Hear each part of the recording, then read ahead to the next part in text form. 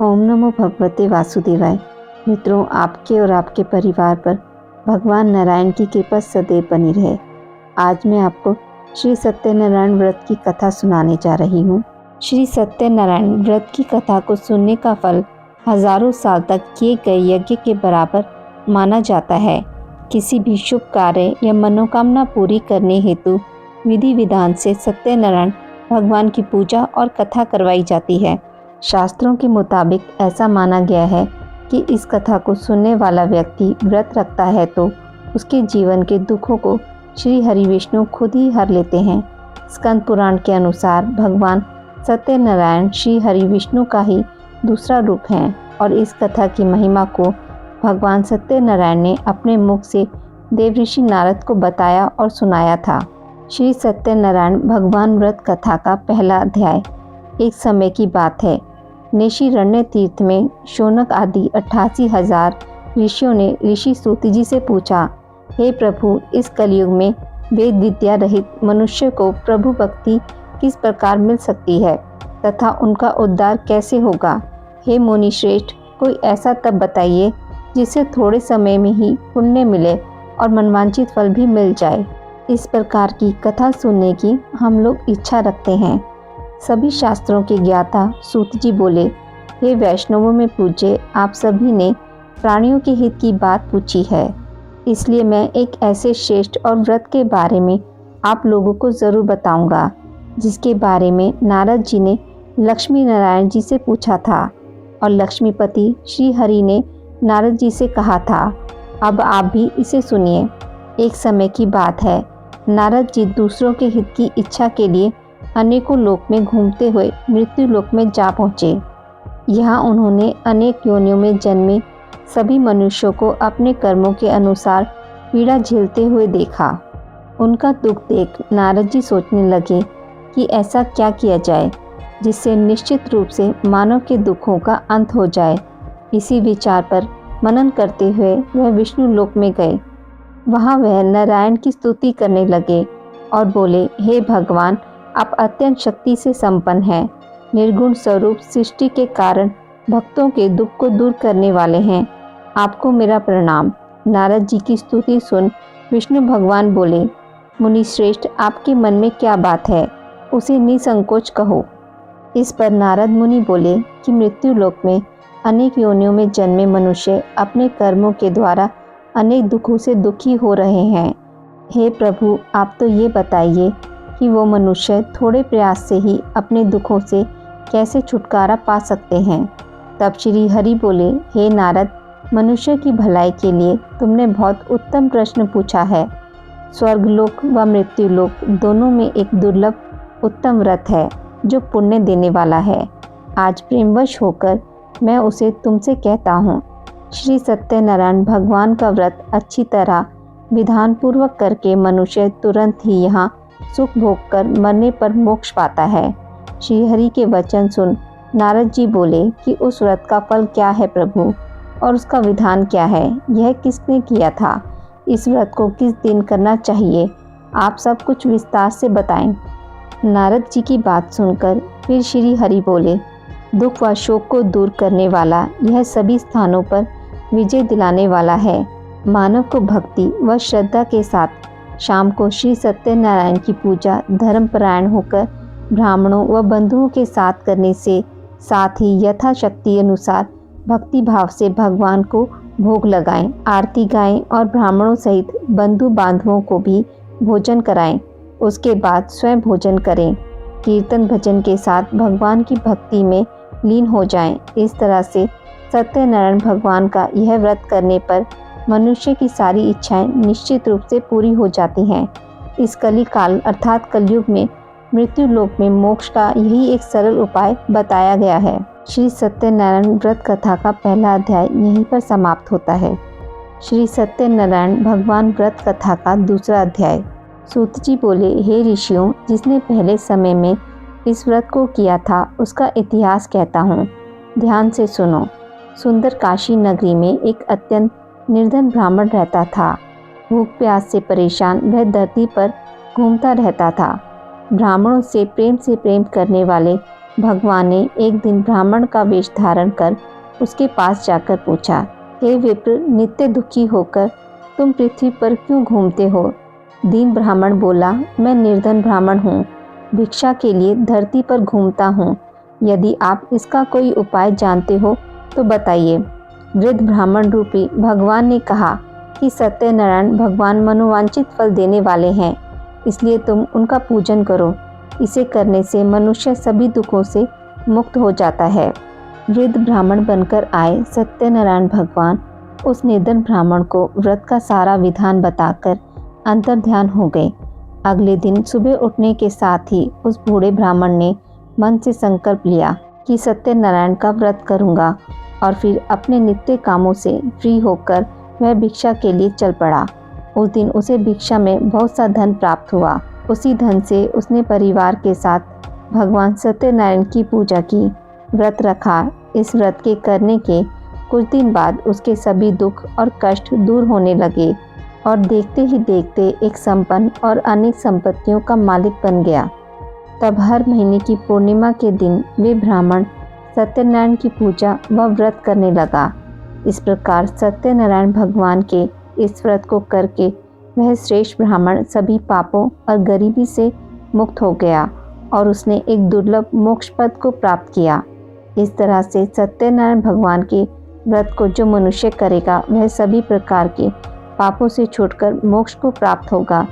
जो मनुष्य इस व्रत को करेगा वह भी सभी दुखों से मुक्त हो जाएगा। सूत जी बोले कि इस तरह से नारद जी से नारायण जी का कहा हुआ श्री सत्यनारायण व्रत को मैंने तुमसे कहा है। विप्रो, अब और क्या कहूँ? ऋषि बोले, हे मुनिवर, संसार में उस विप्र से सुनकर और किस किस ने इस व्रत को किया, हम सब इस बात को सुनना चाहते हैं। इसके लिए हमारे मन में श्रद्धा का भाव है। सूत जी बोले, हे मुनियों, जिस जिसने इस व्रत को किया है वह सब सुनो। एक समय वही विप्र धन व ऐश्वर्य के अनुसार अपने बंधु बांधवों के साथ इस व्रत को करने को तैयार हुआ। उसी समय एक लकड़ी बेचने वाला बूढ़ा आदमी आया और लकड़ियां बाहर रखकर अंदर ब्राह्मण के घर में गया। प्यास से दुखी वह लकड़हारा उनको व्रत करता देख विप्र को नमस्कार कर पूछने लगा कि आप यह क्या कर रहे हैं तथा इसे करने से आपको क्या फल मिलेगा? कृपया करके मुझे भी बताइए। ब्राह्मण ने कहा कि सब मनोकामनाओं को पूरा करने वाला यह सत्यनारायण भगवान का व्रत है। इनकी कृपा से ही मेरे घर में धन धान्य आदि की वृद्धि हुई है। विप्र से सत्यनारायण व्रत के बारे में जानकर लकड़हारा बहुत प्रसन्न हुआ। चरणामृत लेकर व प्रसाद खाने के बाद वह अपने घर गया। लकड़हारे ने अपने मन में संकल्प किया कि आज लकड़ी बेचने से जो धन मिलेगा उसी से श्री सत्यनारायण भगवान का उत्तम व्रत करूंगा। मन में इस विचार को ले बूढ़ा आदमी सिर पर लकड़ियां रख उस नगर में बेचने गया, जहां उसे अपनी लकड़ियों का दाम पहले से 4 गुना अधिक मिला। बूढ़ा आदमी प्रसन्नता के साथ पैसे लेकर सत्यनारायण भगवान की मूर्ति और व्रत की अन्य सामग्रियां लेकर अपने घर गया। वहां उसने अपने परिवारजनों को बुलाकर विधि विधान से सत्यनारायण भगवान का पूजन और व्रत किया। इस व्रत के प्रभाव से वह बूढ़ा लकड़हारा धन पुत्र आदि से युक्त होकर संसार के समस्त सुख भोग अंत काल में वैकुंठ धाम चला गया। श्री सत्यनारायण व्रत कथा का 3रा अध्याय। सूत जी बोले, हे श्रेष्ठ मुनियों, अब आगे की कथा कहता हूँ। पहले समय में उल्कामुख नाम का एक बुद्धिमान राजा था। वह सत्यवक्ता और जितेंद्रिय था। प्रतिदिन देव स्थानों पर जाता और निर्धनों को धन देकर उनके कष्ट दूर करता था। उसकी पत्नी कमल के समान मुख वाली तथा सती साध्वी थी। भद्रशिला नदी के तट पर उन दोनों ने श्री सत्यनारायण भगवान का व्रत किया। उसी समय साधु नाम का एक वैश्य आया। उसके पास व्यापार के लिए बहुत सा धन भी था। राजा को व्रत करते देखकर वह विनय के साथ पूछने लगा, हे राजन, भक्ति भाव से पूर्ण होकर आप यह क्या कर रहे हैं?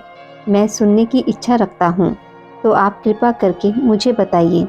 राजा बोला, मैं अपने बंधु बांधवों के साथ पुत्र आदि की प्राप्ति के लिए श्री सत्यनारायण भगवान का व्रत व पूजन कर रहा हूँ। राजा के वचन सुन साधु आदर से बोला, हे राजन, मुझे इस व्रत का सारा विधान कहिए, मैं भी इस व्रत को करूँगा। मेरी भी संतान नहीं है और इस व्रत को करने से निश्चित रूप से मुझे संतान की प्राप्ति होगी। राजा से व्रत का सारा विधान सुन व्यापार से निवृत्त होकर वह अपने घर गया। साधु ने अपनी पत्नी को संतान देने वाले इस व्रत का वर्णन कह सुनाया और कहा कि जब मेरी संतान होगी तब मैं इस व्रत को करूँगा। साधु ने इस तरह के वचन अपनी पत्नी लीलावती से कहे। एक दिन लीलावती पति के साथ आनंदित हो सांसारिक धर्म में प्रवृत्त होकर सत्यनारायण भगवान की कृपा से गर्भवती हो गई। 10वें महीने में उसके गर्भ से एक सुंदर कन्या ने जन्म लिया। माता पिता ने अपनी कन्या का नाम कलावती रखा। एक दिन कलावती की माँ लीलावती ने अपने पति को याद दिलाया कि आपने सत्यनारायण भगवान के जिस व्रत को करने का संकल्प किया था उसे करने का समय आ गया है, आप इस व्रत को करिए। साधु बोला कि हे प्रिय, इस व्रत को मैं उसके विवाह पर करूँगा। इस प्रकार अपनी पत्नी को आश्वासन देकर वह नगर को चला गया। साधु ने एक बार नगर में अपनी कन्या को सखियों के साथ देखा तो उसे लगा कि उसकी कन्या अब विवाह योग्य हो गई है और उसने कन्या के योग्य वर ढूंढना शुरू कर दिया। एक दिन साधु की बात को ध्यान में रखते हुए एक नगर में पहुंचा और वहां देखभाल कर लड़की के सुयोग्य वाणिक पुत्र को ले आया। सुयोग्य लड़की को देख साधु ने बंधु बांधवों को बुलाकर अपनी पुत्री का विवाह कर दिया। लेकिन दुर्भाग्य की बात यह है कि साधु ने अभी भी श्री सत्यनारायण भगवान का व्रत नहीं किया। इस पर श्री भगवान क्रोधित हो गए और श्राप दिया। अपने कार्य में कुशल साधु बनिया जमाई को लेकर समुद्र के पास स्थित रत्नासारपुर नगर में गया। वहां जाकर दामाद ससुर दोनों मिलकर चंद्रकेतु राजा के नगर में व्यापार करने लगे। एक दिन भगवान सत्यनारायण की माया से एक चोर राजा का धन चुराकर भाग रहा था। उसने राजा के सिपाहियों को अपना पीछा करते देख चुराया हुआ धन वहां रख दिया जहां साधु अपने जमाई के साथ ठहरा हुआ था। राजा के सिपाहियों ने साधु वैश्य के पास राजा का धन पड़ा देख तो वह ससुर जमाई दोनों को बांधकर प्रसन्नता से राजा के पास ले गए और कहा कि इन दोनों चोरों को हम पकड़ ले आए हैं, आप आगे की कार्रवाई की आज्ञा दें। राजा की आज्ञा से उन दोनों को कठिन कारावास में डाल दिया गया और उनका सारा धन भी उनसे छीन लिया गया। श्री सत्यनारायण भगवान के श्राप से साधु की पत्नी भी बहुत दुखी हुई। घर में जो धन रखा था उसे चोर चुरा ले गए। लीलावती शारीरिक तथा मानसिक पीड़ाओं से युक्त भूख और प्यास से दुखी हो अन्न की चिंता में दर दर भटकने लगी। कलावती कन्या भी भोजन के लिए इधर उधर प्रतिदिन घूमने लगी। एक दिन भूख से पीड़ित कलावती एक के घर गई। वहां जाकर उसने श्री सत्यनारायण व्रत पूजन को देखा। वहां बैठकर उसने कथा सुनी और वरदान मांगा। उसके बाद प्रसाद ग्रहण करके वह कुछ रात होने पर घर आ गई। माता ने कलावती से पूछा कि हे पुत्री, अब तक तुम कहाँ थी? तेरे मन में क्या है? कलावती ने अपनी माता से कहा, हे माता, मैंने किसी के घर में श्री सत्यनारायण भगवान का व्रत देखा है। कन्या के वचन सुन लीलावती भगवान के पूजन की तैयारी करने लगी। लीलावती ने परिवार व बंधुओं सहित सत्यनारायण भगवान का पूजन किया और उसने वर मांगा कि मेरे पति तथा जमाई शीघ्र घर आ जाएं। साथ ही यह भी प्रार्थना की हम सबका अपराध क्षमा करें। श्री सत्यनारायण भगवान इस व्रत से संतुष्ट हो गए और राजा चंद्रकेतु को सपने में दर्शन दे कहा कि हे राजन, तुम उन दोनों वैश्यों को छोड़ दो और तुमने उनका जो धन लिया है उसे भी वापस कर दो। अगर ऐसा नहीं किया तो मैं तुम्हारा धन, राज्य व संतान सभी को नष्ट कर दूंगा। राजा को यह सब कहकर वह अंतर्ध्यान हो गए। प्रातःकाल सभा में राजा ने अपना सपना सुनाया। फिर बोले कि उन दोनों को कैसे मुक्त कर सभा में लाओ। दोनों ने आते ही राजा को प्रणाम किया। राजा बोला, महानुभावों, भाग्यवश ऐसा कठिन दुख तुम्हें प्राप्त हुआ है, लेकिन अब तुम्हें कोई भय नहीं है। ऐसा कह राजा ने उन दोनों को नए वस्त्राभूषण भी पहनाए और जितना धन उनका लिया था उससे 2 गुना धन वापस कर दिया। दोनों वैश्य अपने घर को चल दिए। श्री सत्यनारायण भगवान व्रत कथा का चौथा अध्याय। सूत जी बोले, वैश्य ने मंगलाचार कर अपनी यात्रा आरंभ की और अपने नगर की ओर चल दिए। उनके थोड़ी दूर जाने पर एक दंडी वेशधारी श्री सत्यनारायण ने उनसे पूछा, हे साधु, तेरी नाव में क्या है?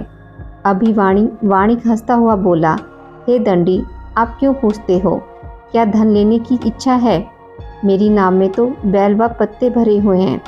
वैश्य के कठोर वचन सुन भगवान बोले, तुम्हारा वचन सत्य हो। दंडी ऐसे वचन कह वहाँ से दूर चले गए। कुछ दूर जाकर समुद्र के किनारे बैठ गए।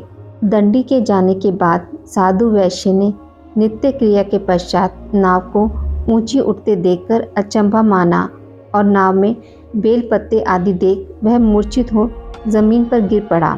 वापस होश आने पर वह अत्यंत शोक में डूब गया। तब उसका दामाद बोला कि आप शोक न मनाएं, यह दंडी का शाप है, इसलिए हमें उनकी शरण में जाना चाहिए, तभी हमारी मनोकामना पूरी होगी। दामाद की बात सुनकर वह दंडी के पास पहुंचा और अत्यंत भक्ति भाव से नमस्कार करके बोला, मैंने आपसे जो असत्य वचन कहे थे उनके लिए मुझे क्षमा दें। ऐसा कहकर रोने लगा।